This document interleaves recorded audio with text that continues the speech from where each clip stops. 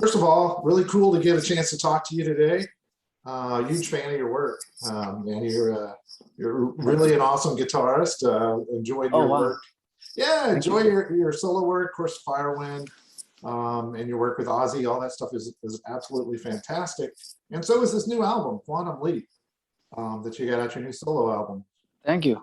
Tell me a little bit about this album. It's a little bit diverse, compared to, not that you, I mean, you have a style obviously that's recognizable, I think, when you listen to you play, but the material in this is pretty interesting, pretty diverse. So tell me about the creation of it. Yeah, sure. I agree with you that it's actually diverse album. I mean, there's, I'm flirting with some other styles as well, other than metal. I'm not saying I can do other styles that well, but it was a chance for me to branch out and try other things out. Because when you do an instrumental record, really the sky's the limit. You can do anything, and the one thing that keeps it all together is the main ingredient, the guitar. So as long as that is there, you can do whatever you like. So I got to do this album during actually the first lockdown last year, I think around April or May. As a matter of fact, I was writing the first ideas in between interviews while I was doing interviews for the Firewind album that was coming out. Because last year, yeah, we had the album was coming out, I think May 20th or something. So I was doing like around April, I was doing press. And when I realized that, when I got the news that there will be no tours, no festivals, nothing, everything was getting canceled, I was like, well, I'll be in here for a while, so maybe I should do something about it and just write some ideas so to save them for later. So I started writing ideas, and yeah, before you knew it, by summertime, I had enough riffs to kind of kick-started production like that. And that's when I made a decision to do a solo record next. And I also made a decision to make an instrumental record just to finally get to do this, because it's something I wanted to do for a while, but never really got around to it. And yeah, I was also hesitant about it for many years. So I was like, well, maybe now is the time. Yeah, and I would assume, forgive me because I don't have your talent, but I would assume doing an instrumental record like this would be very freeing and liberating for you, because you don't have to follow that exact standard of chorus, riffs, back and forth that you would with a band and a singer. Yeah, I mean, that's the thing with instrumental music, you can just do whatever. You can be really adventurous with arrangements. You can just change keys whenever you want. You can change moods. You can change styles even within songs. You can do whatever. I wanted the album to have, like musically to make sense. I didn't want it to be just a collection of random ideas just thrown in there together, just so I can say, oh, I've done a country song and a blues song and whatever, a polka song. It wasn't about that. Sure. It was about to I wanted to have I wanted to be cohesive in that way, even though there are different styles in there.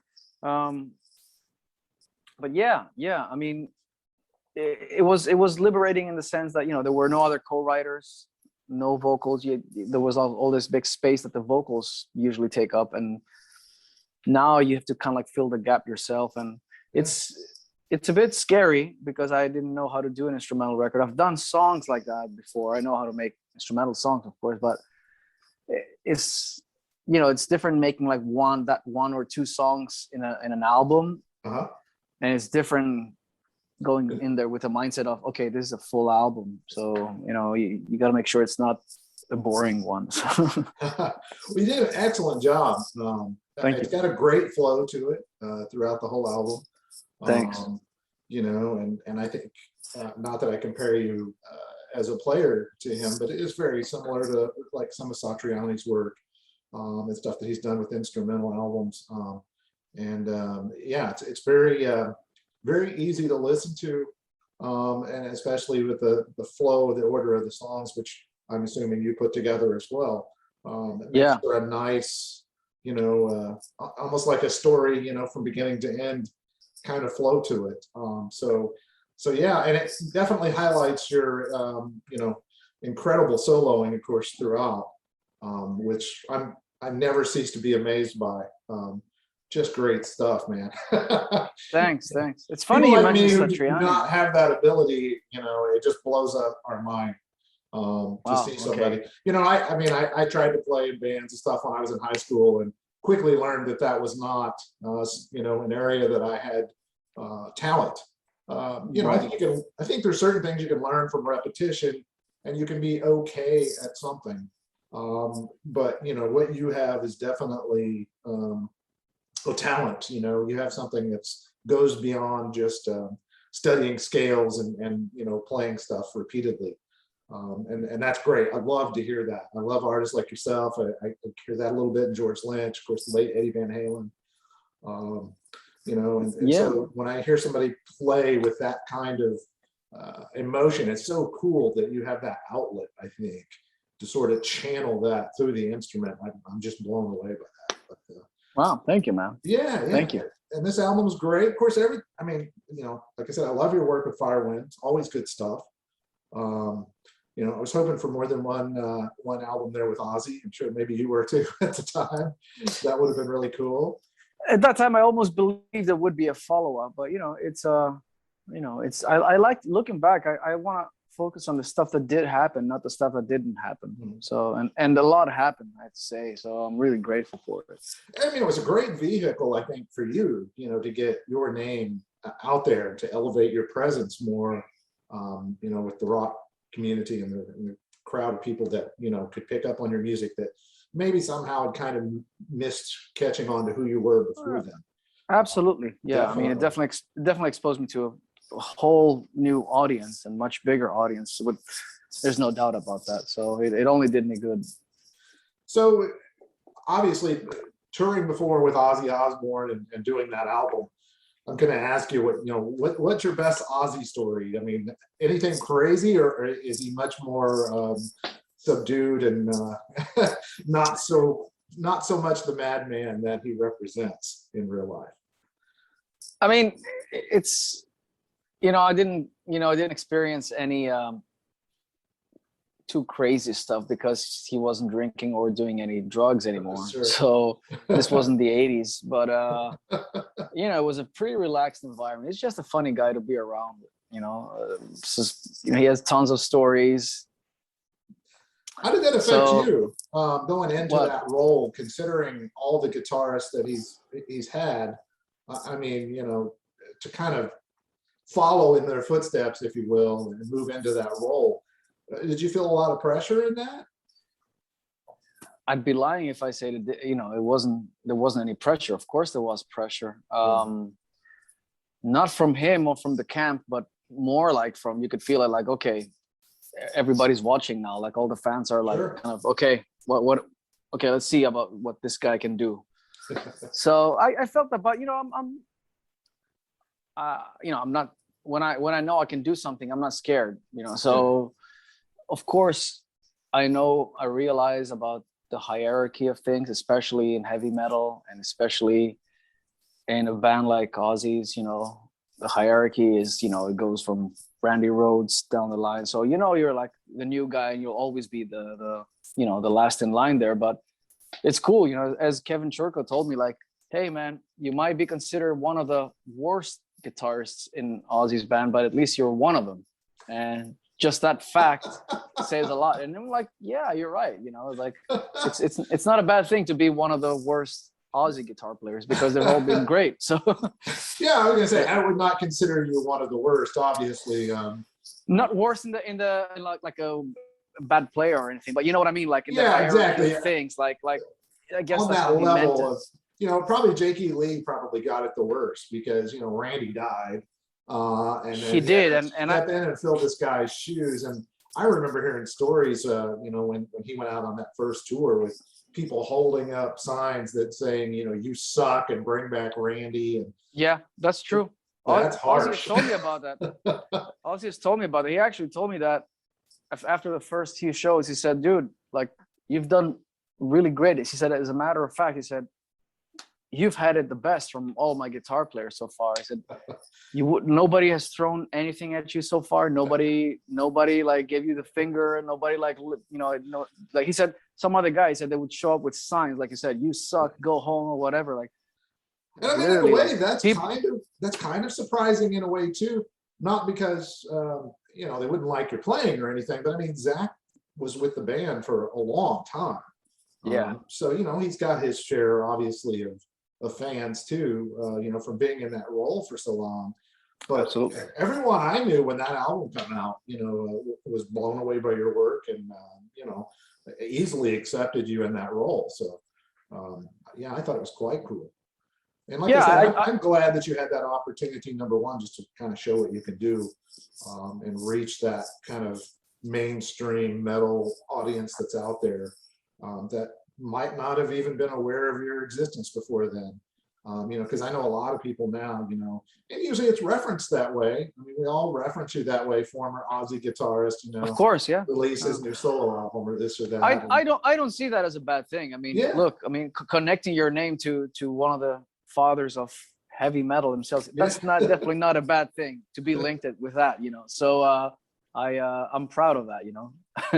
Well, and this is the first time I've interviewed you, so forgive me, I'm sure you've answered this question for other people many times, but tell me a little bit about how old you were when you started playing and what got you interested in the guitar. Yeah, sure. I started playing when I was 10, and I mean, the reason why I picked up the guitar was, believe it or not, it was Peter Frampton.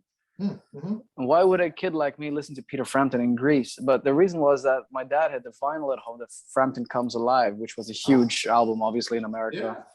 Yeah. And my dad actually picked it up from America when he was visiting his brother-in-law, and he brought a couple of rock vinyls back home. And, we had that at home when I was growing up. And I remember listening to that Talkbox guitar, and I was blown away. I was like, wow, this is what I want to do. So that was like my moment of the revelation of every teenage boy, of course, I'm not even gonna say teenager because I'm in my 50s now, but you still hear that talk box used with a guitar and done correctly, and it's freaking cool. Yeah, it is cool. And I mean, I was 9 years old when I heard that, or 8 or 9, and I remember, like, I didn't know what was that. I thought it was like some robot talking, and my dad said, no, that's a guitar. Yeah. And I was like, I remember thinking, like, can a guitar do that? So anyways, like, thinking about that, it was like, okay, I need to know how to do this. I got to learn how to do this. And I don't know, just, when my dad got me a guitar, I never really looked back. Yeah. Did you take lessons, or were you pretty much self-taught? No, I did. I took lessons. I went to a local conservatory for years. Studied some, theory, harmony, all that stuff. I learned, how to read, write, all that stuff. And, eventually I got a scholarship to Berkeley College in Boston. So I went to that, but I, quickly dropped out so, to become a rock star. So, yeah. Yeah, I mean, who can blame you, though, I mean, if you're going to drop out for something, I mean, that's the opportunity to do it for, right? well, I dropped out without really having any record deal in my hands or anything. It was just like, okay, well, this is not for me. So looking back now, everything could have gone wrong. But then again, my family couldn't afford to keep me in such an expensive college for 4 years. It was like an experience that I wanted to go there and check it out and see how long I could last. But I quickly realized that this wasn't the right place for me. Yeah, and that background, I think, in reading and writing music, I mean, it's got to be helpful, because people who play simply by ear, I find that truly amazing. But I also hear, interesting stories about them working with other musicians, trying to get the right keys and that sort of thing. Do you pretty much lead that when you're in the band situation? Do you pretty much? I learned how to read and write back then, and I haven't used it since that day I learned it. Yeah, it's especially in rock and metal bands, nobody hands out charts. Nobody. And I don't do session work, so I don't really go into studios to do session work like that. So I've always done kind of like my own thing and my own music. So everything, I also learned a lot by ear. Yeah. Most of the solos, most of the songs that I always liked, and you have to remember, like, back in 90s, tabs were not you know, the guitar tablature notation wasn't as popular as it is now. Yeah. And there was, you know, no internet back then either. So everything had to be by ear. But yeah, I haven't used it really. I haven't used like, so, you know, and that's the thing that you kind of like forget. So I could read a chart now, but it would take me a while because I haven't done it in like decades. So Do you ever have any trouble relating, like when you're writing songs with other guys in the band, as far as, you know, hey, which key or anything you're in? I mean, everybody just kind of yeah, everybody knows pretty much like where we're comes at and what together, we do. right? Just naturally. Yeah, just and from if it's like a doing it. riff, like you gotta show, you slow it down and you show the other guy like that. Yeah.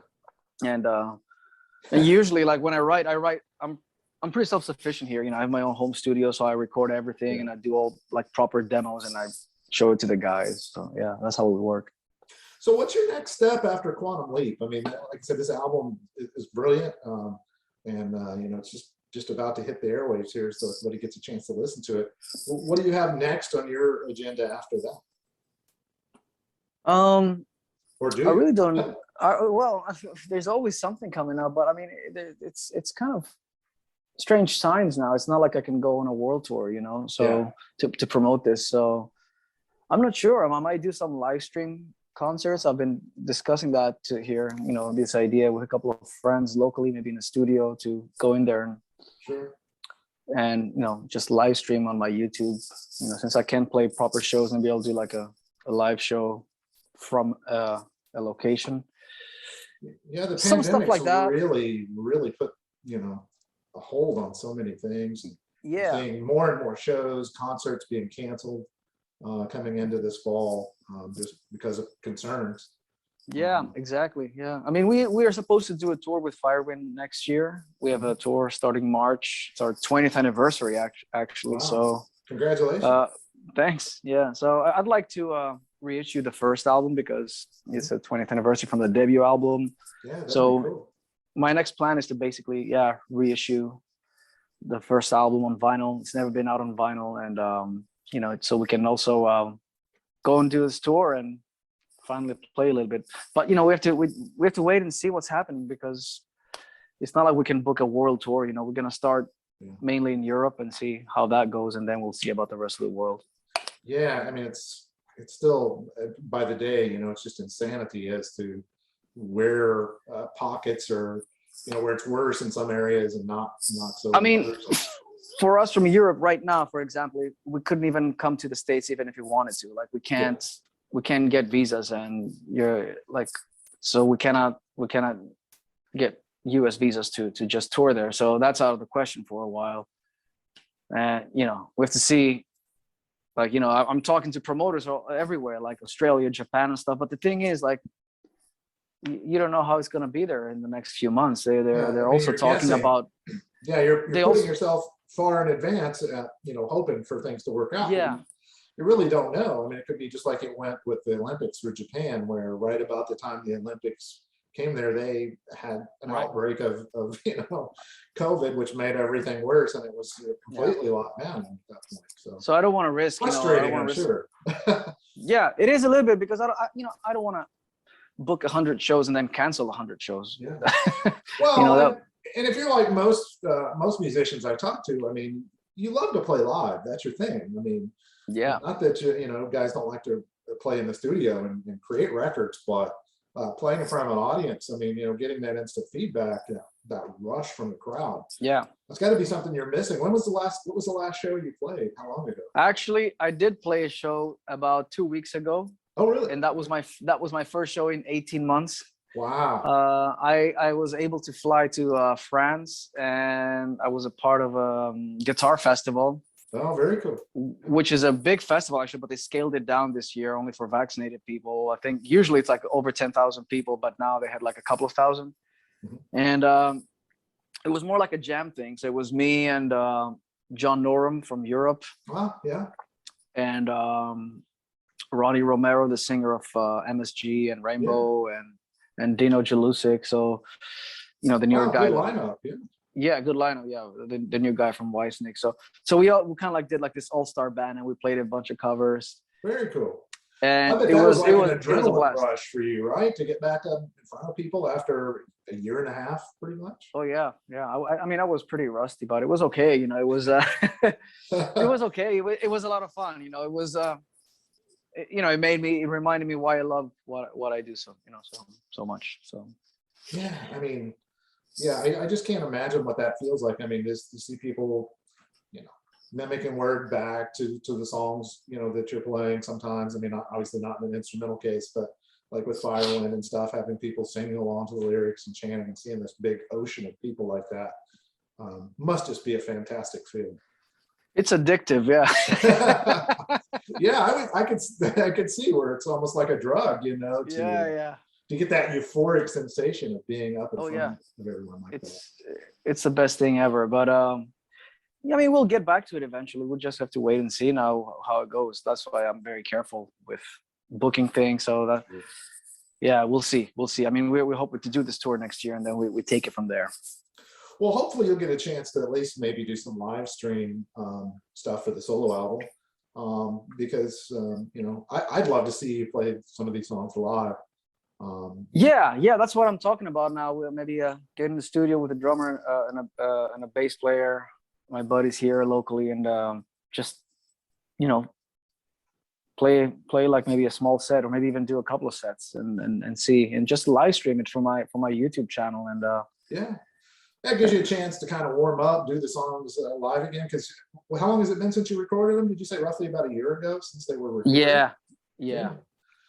So that would get you back in the kind of the swing of things. So I always wondered this about you guys. I mean, I'm talking about guitar virtuosos. Do you ever forget part of your solo? Do you have to go back and listen to one of your songs occasionally if it's been something that was back in the past a little bit? Yeah, of course, yeah. But I mean, you know, I'll before I go on tour, usually, you know, I'll sit down and practice the songs and relearn them. You know, Sure. because if it's been like a year since I recorded something, it's natural to forget most of the parts. But you know, it's muscle memory. You go back and you practice a little bit, and that's why we do pre-production rehearsals, and Sure. that's how it is. I'm just always amazed how someone could maintain all of that, you know, within your head while you're playing, you know, song after song, and not somehow. Obviously, again, it's a skill I don't have. Probably why I don't have it, because I don't have that kind of ability either. But It's muscle memory, and you know, usually like this, a back catalog, like a set list, will be mostly the same songs that you play throughout the years, and then of course you insert and replace some songs, mhm.